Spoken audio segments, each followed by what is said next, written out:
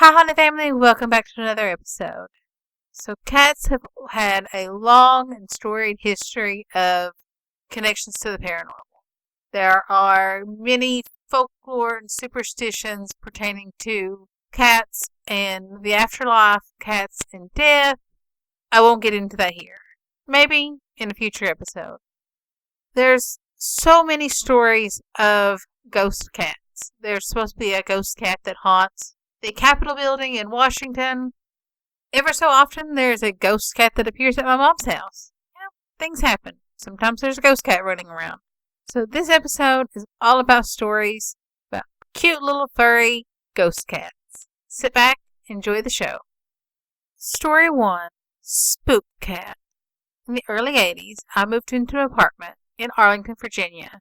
This was a very historic area, named for the Glebe House, a hunting lodge of George Washington. The apartment was old, built in the 1930s, according to some of the information in the rental office. They are big and roomy. The one-bedrooms are about 1,000 square feet. I had lived there a few months, and one night, while trying to go to sleep, I felt something like a cat jump on the bed and walk up my legs, to my hip, then to my shoulder. I was wide awake by then. I did not have a cat. I thought, how does a cat even get in here? I slowly raised up and looked.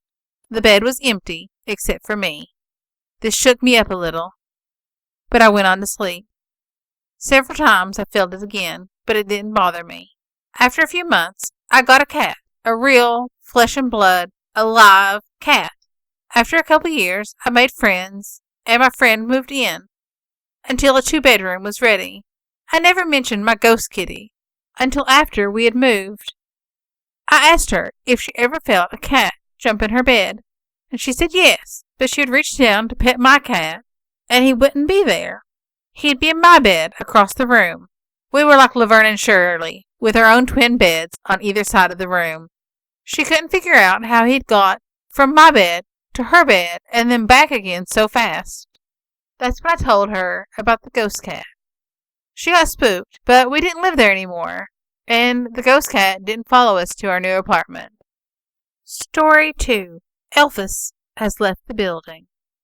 We have an ethereal fuzzy in our house. Yes, we have a ghost cat. He is a playful little jokester. We have named him Elvis, being into fantasy, as we are in this house.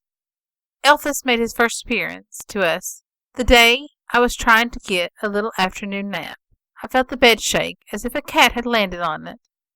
Since one of our cats has a bit of a hormonal imbalance and is prone to lash out without any warning, it is prudent to open one's eyes and see which of the 4 cats it is. So I opened up and looked at the spot, and there was not a blessed thing there. I looked around, and there was one of the cats looking at the spot where I felt the cat walking. Her eyes were wide. Twink, our crazy cat, wasn't in a defensive posture, just keenly interested in the spot where I had felt the cat walking. We have a Florida room, which is a porch completely walled in and airtight, so we can use it on colder days. Since it gets too cold to use the room in deep winter, we close the door. The cats, which don't mind the cold, have learned how to use the bells that we hang on either side of the door to let us know when it's time to go in or out. Elvis has learned this as well. I'm at the computer, and I, my mother and father, all hear the bell on the outside ring. I'm the closest, so I get up and open the door. There's no cat on the porch at all. I take stock and see Rainbow, one of our cats, crashed out on the sofa. Chester is sprawled out on the entertainment center. Jen is playing dead cat in the middle of the kitchen floor. Twink is laying on the bed. As I said, the porch is airtight, so no wind could have moved the bell, and there was none outside anyway. No trucks rumbling by, or anything else that might have otherwise explained the bells. As it is, we are now used to the presence of Elvis, our 5th cat. Story 3, Vanishing Cat. I've been invited for Thanksgiving lunch at a retirement home where I used to work. It was a buffet, and there was a variety of food to select from. I chose a roasted whole chicken leg, together with other food, and turkey, of course. Having finished, I went into the kitchen to dispose of my trash. The place for this was covered and in a small storage closet in the corner. Inside the closet, facing the door, was a little immaculate folding leaf table in a deep reddish-brown shiny finish. I was walking towards this closet when I was met by a large cat with black and white fur.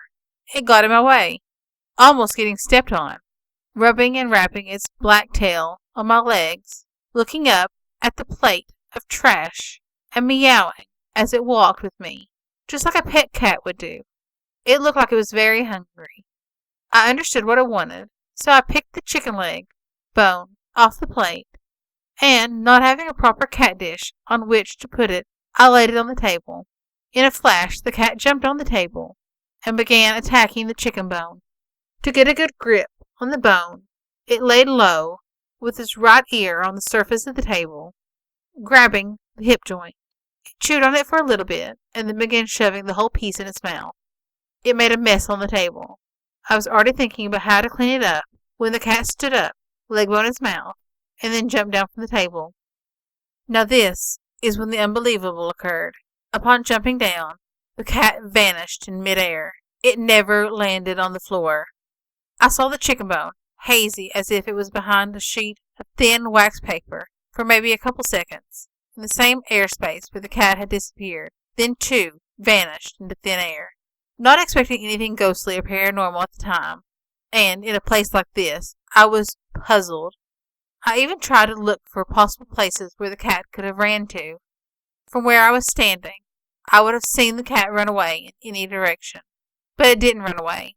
It vanished into airspace, a little above the floor, with a chicken bone in its mouth. All the hair on my body raised. I was spooked, but I did not forget to clean the mess left by the cat on the table. On my way out of the kitchen, I asked one of the help, who was busy filling up some glasses with juice, if she had seen a cat. She said she hasn't seen one now, but yes, a black and white tomcat sitting right by the closet door earlier this morning. I thought, oh my gosh, that was even before I came to lunch. I asked if the cat was a pet here.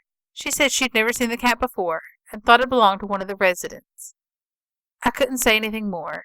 I already knew I had to keep my secret. I went back to the gathering and never said a word about what I had witnessed. I did not want to cause a scare among the staff and residents. Story 4. Four-Legged Guardians. My grandmother lives on a farm, and I visited every summer up until about a year ago. When my mother was a little girl, they tore the house down and rebuilt it. Animals come and go quite frequently. Many die within 2 or 3 years. There has always been a rule prohibiting any animal from entering her house, except for my uncle's hunting dog. None have ever stepped foot in the house. Not that this is particularly strange on a farm, but here is where the story gets weird. When I was younger, I used to sleep in a corner bedroom with my younger sister. I had this paranoia that anything could just jump out at me. So every night, before going to bed, I'd check the closet, I'd check under the bed, and I'd look out the windows. The bedroom would be clear, but out one window, a dog-shaped shadow would go running out to stand by one entrance to the farm, while another would go running out to the other. Normally this wouldn't be scary on a farm, but many of the times my grandmother had only one dog, or no dogs on the farm. Another thing that freaked me out, the dogs would bark every time something drove down the back road or turned around in the driveway, as if they were protecting us. I was terribly afraid of the dogs, and woke up the second one would start barking. When I woke, there seemed to be something sleeping in the bed next to me, something that was not my little sister. It would soon become solid, looking very much like a cat that my mother had described having in childhood. This also scared me, but the cat would purr and snuggle against me, making me feel safe, like I was around my own cat, since they were about the same size. I'd hold the cat and pet the cat, and I'd fall asleep, and in the morning the cat would be gone. There was nights when no one would turn around or go down the back road, and was deadly silent. This scared me the most. I'd awake just before dawn, terrified. The cat would always be there, curled up on my pillow, and the dogs would jump up through the wall, which was 2.5 stories up, and sit there by my bed watching me.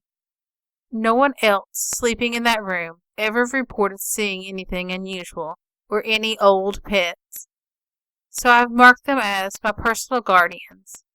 To this day, I have yet to identify the dogs. But the cat, as it turns out, was my aunt's as a young girl, appropriately named Fat Cat.